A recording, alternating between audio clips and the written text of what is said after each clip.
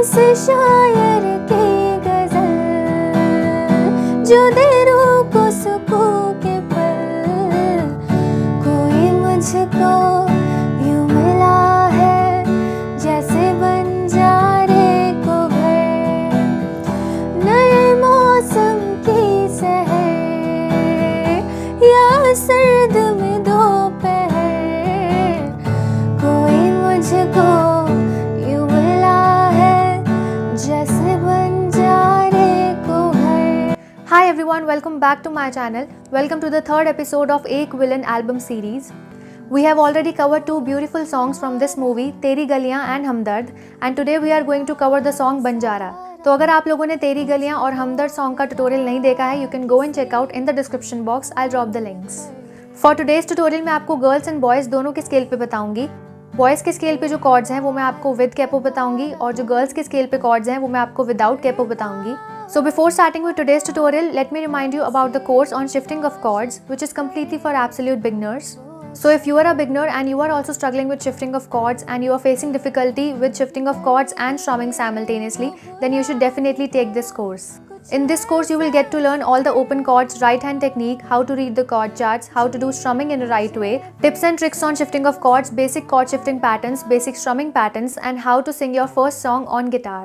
Now let me brief you about the course features. The course features are course induction session, active instructor support, live one-on-one doubt clearing sessions, assignments and quizzes, project evaluation, and group live sessions. The one-time cost for this course is 1,999. You will get a lifetime access to the course videos and the course features which I have mentioned that will be accessible to you for 2 months.